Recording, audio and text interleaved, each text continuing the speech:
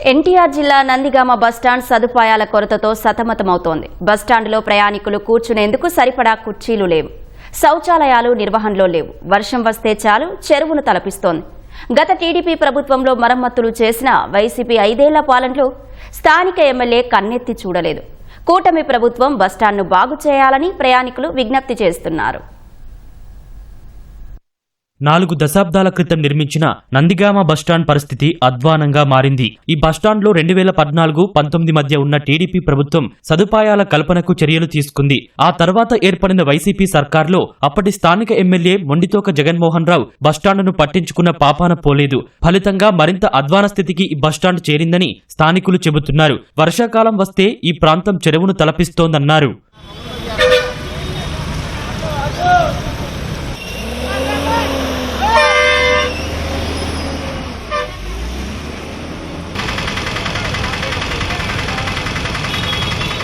నందిగామ ప్రాంతం నుంచే విజయవాడ హైదరాబాద్ జాతీయ రహదారి NH65 పోతుంది. నిత్యం వేల వాహనాలు ఈ నియోజకవర్గ కేంద్రం నుంచే వెళ్తుంటాయి. హైదరాబాద్ సర్వీస్ ఉన్న బస్సులు దాదాపు నందిగామ బస్టాండ్ కి వచ్చి వెళ్తాయి. విజయవాడ హైదరాబాద్ మధ్య రోజుకు 200 బస్సులు ఉన్నాయని ఆర్టీసీ అధికారులు తెలిపారు. ఇందులో ఏపీఎస్ఆర్టీసీ బస్సులతో పాటు తెలంగాణ ఆర్టీసీ బస్సులు ఉన్నాయి. వీటితో పాటు జగ్గయ్యపేట డిపో నుంచి వచ్చే బస్సులు ఈ బస్టాండ్ నుంచే వెళ్తాయి. నందిగామకు సమీపంలోనే ప్రసిద్ధి చెందిన తిరుపతమ్మ అమ్మవారి ఆలయం ఉంది. అక్కడికి వేల మంది నందిగామ బస్టాండ్ నుంచే ప్రయాణం సాగిస్తారు. ఈ బస్టాండ్ నుంచి ఎన్నో బస్సులు వెళ్తున్నా సదుపాయాలు మాత్రం తీసికట్టుగా ఉన్నాయని ప్రయాణికులు వాపోతున్నారు. బస్టాండ్ పరిసరాల్లో పారిశుద్ధ్య నిర్వహణ లేక ఎక్కడ చూసినా దుర్వాసన వస్తోందని చెబుతున్నారు. అటు ఆర్టీసీ కానీ ఇటు మున్సిపల్ సిబ్బంది కానీ పట్టించుకోలేదని తెలిపారు. నందిగామ బస్టాండ్ వచ్చేసి చాలా ఇబ్బందిగా ఉంది. ఎందుకంటే చెట్ల నుంచి వచ్చే దోమలు అవన్నీ బ్యాడ్ స్మెల్ అవన్నీ ప్రయాణికులు చాలా ఇబ్బంది పడుతున్నారు. ఫ్రీ బస్సు అని చెప్పేసి చాలా మంది మహిళలు వెయిట్ చేస్తున్నారు. ఆ మహిళలు ఇలా బస్ స్టాండ్ దగ్గర చాలా ఇబ్బంది పడుతున్నారు.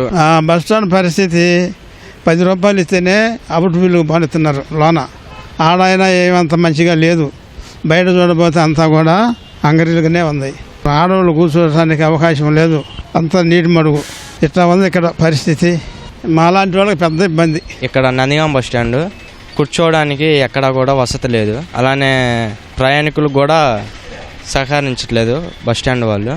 అంతా వాటర్ వచ్చి ఎటు నడవేది కాదు. బస్ స్టాండ్ ఇక్కడ ఆవరణం చూస్తే చాలా చండాలంగా ఉంది. టాయిలెట్కి వెళ్ళాలంటే అక్కడ అమౌంట్ క్యాచ్ చేసుకుంటున్నారు. అక్కడ డబ్బులు ఇవ్వలేక ఇక్కడ బస్ స్టాండ్లో ఉన్నటువంటి ఆవరణాన్ని చెడగొడుతున్నారండి. స్మెల్ వస్తుంది ప్రయాణికులకి. బస్టాండ్ ఆవరణలోనే ఉన్న ద్విచక్ర వాహనాల స్టాండ్ వద్ద ఖాళీ స్థలం ఉంది. దాన్ని వినియోగంలోకి తీసుకుని రాకపోవడంతో పిచ్చి మొక్కలు పెరిగిపోయాయి. జగ్గయ్యపేట మార్గం నుంచి లోపలికి బస్సులు వచ్చే వైపు చిన్న పార్కు కోసం స్థలం కేటాయించారు. చాలా ఏళ్ల క్రితం అక్కడ మొక్కలు వేశారు. కానీ వాటి నిర్వహణ లేదు. ఆ ప్రాంతం గడ్డితో నిండిపోయింది. కూటమి సర్కార్ చర్యలు తీసుకుని బస్టాండ్ను బాగు చేయాలని కోరుతున్నారు. నేను చాలా సార్లు ఇక్కడికి వచ్చాను. ఇక్కడ ఏంటంటే చైర్స్ ఉండవు. ఫస్ట్ కూర్చోడానికి, ఛార్జింగ్ పెట్టుకోవడానికి కూడా ఒక సెల్ పాయింట్ కూడా ఉండదు. టాయిలెట్స్కి వెళ్ళాలన్నా ఫ్రీ ఫెసిలిటీ అయితే ఉండట్లేదు. నీట్నెస్ ఉండదు. ముందు వాళ్ళు అమౌంట్ తీసుకొని కూడా క్లీన్గా ఉంచకపోతే కుదరదు కదా. లాంగ్ నుంచి వచ్చిన వాళ్ళు టాయిలెట్స్కి వెళ్ళాలన్నా చాలా ఇబ్బంది అవుతుంది కదా. డెవలప్ చేయాలి బాగానా. నందిగామ బస్ స్టాండ్ కొన్ని దశాబ్దాలుగా ఇలా మరుగున పడిపోయింది. ఆ మధ్య 2014లో చంద్రబాబు గారి గవర్నమెంట్లో కొంత ఏదో రెనోవేషన్ చేశారు. కానీ ప్రతిరోజు కూడా బస్టాండ్ పారిశుద్ధ్యంలో మాత్రం ఎంతో కొంత ఇబ్బంది కనబడుతూనే ఉంటుంది. అటు మూత్రశాలలో సరిగా శుభ్రం లేకపోవడం కానీ, ఆ పక్కన ఉన్నటువంటి ఆ మరుగంత చెట్లు, దోమలు, అనేక రకాల అసాంఘిక కార్యకలాపాలు కూడా జరిగే పరిస్థితి ఉంది ఆ ఏరియాలో. మరి ఇన్ని వేల మంది ట్రావెల్ చేసేటటువంటి నందిగామ పట్టణంలో ఈ బస్టాండ్ ఇలా ఉండడం చాలా శోచనీయం. కాబట్టి ప్రభుత్వం ఈ విషయం పైన చర్య తీసుకొని మా నందిగామ పట్టణ బస్టాండ్ బాగు చేయాలని యాజ్ ఏ సిటిజన్గా కోరుతున్నాం.